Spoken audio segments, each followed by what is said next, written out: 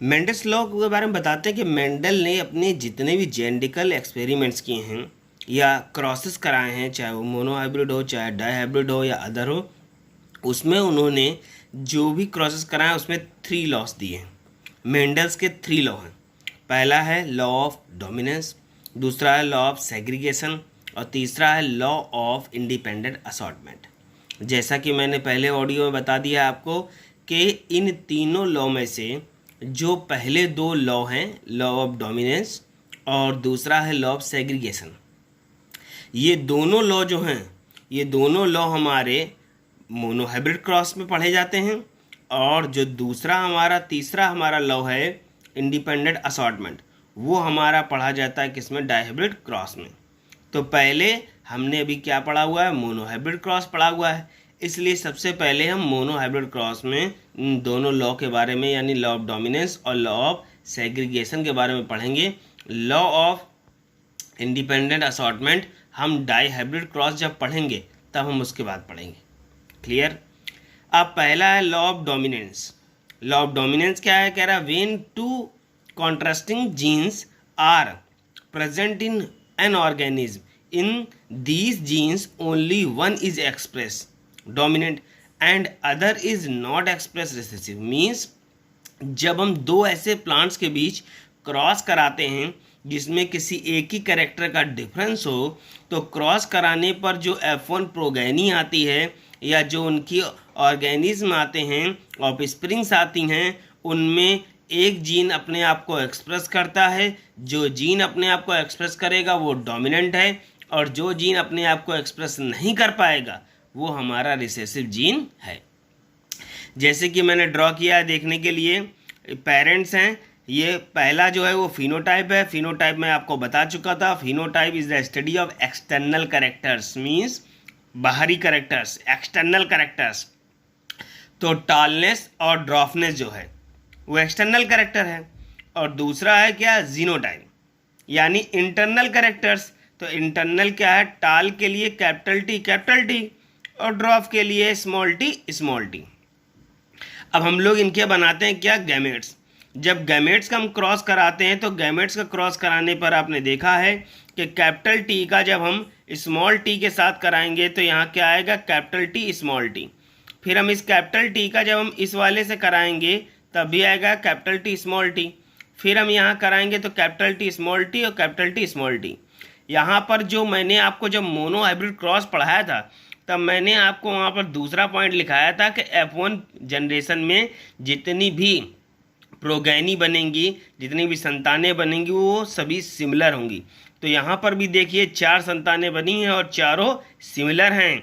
और यहाँ पर लॉ ऑफ डोमिनेंस क्या स्टेट कर रहा है? क्योंकि यहाँ कैपिटल टी है, स्मॉल टी है, लेकिन कैपिटल टी डोमिनेंट है और स्मॉल टी रिसेसिव है, इसलिए कैपिटल टी स्मॉल टी को शेडेड कर लेगा। इसलिए F1 जनरेशन में जितने भी प्लांट बनेंगे वो क्या होंगे? वो हाइब्रिड टाल होंगे, बिकॉज कैपिटल टी डोमिनेंट है और स्मॉल टी क्या है? रिसेसिव है। इसलिए कैपिटल टी स्मॉल टी को छिपा लेगा, दबा देगा। इस कारण हमें क्या दिखाई देगा? कैपिटल टी दिखाई देगा। इसलिए यहाँ पर ये प्लांट सारे क्या होंगे? ये हाइब्रिड टाल होंगे। ये हमारा लॉ ऑफ डोमिनेंस है। अब ये F1 जनरेशन के लिए लगा। F2 जनरेशन के लिए हमारा सेकेंड लॉ लगता है जिसको हम लोग बोलते हैं law of segregation. Law of segregation क्या है?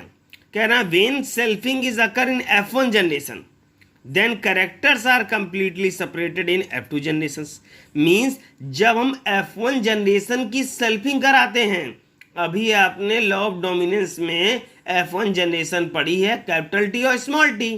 तो जब हम कैपिटल टी और स्मॉल टी यानी F1 जनरेशन वाले प्लांट्स के बीच में हम जब क्रॉस कराते हैं, सेल्फिंग कराते हैं, तो हमें कौन सी जनरेशन मिलती है? F2। F2 जनरेशन में प्लांट क्या होंगे? पेरेंटल प्लांट से डिफर होंगे या F1 जनरेशन से डिफर होंगे। कह रहे हैं जैसे होमोजाइगस पेरेंट हमने ले लिए कैपिटल टी टाल पेरेंट, और हमने होमोजाइगस ले लिए हमने पेरेंट ड्रॉप प्लांट। तो वही चीज़ ये हमारे पेरेंट्स हो गए। क्रॉस करके हमने F1 जनरेशन बनाई। F1 जनरेशन में हमने क्या कराया, सेल्फिंग कराई। जब F1 जनरेशन में हम लोग सेल्फिंग करा रहे हैं तो यहाँ पर हमारे क्या बन रहे हैं, कैपिटल टी है हमारे, कैपिटल टी की गैमेट्स होंगे, capital T small T, F1 generation हो गई, कैपिटल टी स्मॉल टी, ये F1 जनरेशन हो गई। जब हम इसका और इसका क्रॉस कराएंगे तो ये कैपिटल टी प्योर टाल बनेगा। फिर हम इसका जब स्मॉल टी के साथ कराएंगे तो capital T small T hybrid टाल बनेगा। फिर हम इसका स्मॉल टी का जब हम कैपिटल टी के साथ कराएंगे तो हमारा capital T small T hybrid टाल बनेगा। और लास्ट में हम जब स्मॉल टी का इस वाले स्मॉल टी के साथ कराएंगे तो यहाँ पर स्मॉल टी बनेगा, प्योर ड्रॉप बनेगा। इसलिए यहाँ पर क्या हुआ, यहाँ पर सेग्रीगेशन हो गया। सेग्रीगेशन मतलब सेपरेटेड हो गए। एक हमारा प्योर टाल है, सेकेंड हमारा क्या है, दो हमारे हाइब्रिड टाल हैं, और एक हमारा क्या है, रिसेसिव टाल है यानी ड्रॉप है, मीन्स ड्रॉप है हमारा ये। तो हमारा जो जीनोटाइपिक रेशियो आया था वो इसीलिए आया था क्या, 1:2:1, बिकॉज F2 जनरेशन में जो हमारे प्रोगैनी थी, जो हमारी ऑफस्प्रिंग थी, वो एक दूसरे से क्या हो गए, सेपरेटेड हो गए, अलग हो गए। इसीलिए लॉ ऑफ सेग्रीगेशन को भी प्यूरिटी ऑफ गैमेट्स यानी law of purity of gametes का भी सिद्धांत कहते हैं। बिकॉज यहाँ पर गैमेट्स क्या हो गए, प्यूरिटी प्रेजेंट कर रहे हैं। F1 जनरेशन में डोमिनेंस लगा था, इस कारण स्मॉल टी अपने आप को रिप्रेजेंट नहीं कर पाया था, छिप गया था, दब गया था। लेकिन F2 जनरेशन में उसने अपने आप को एक्सप्रेस कर दिया।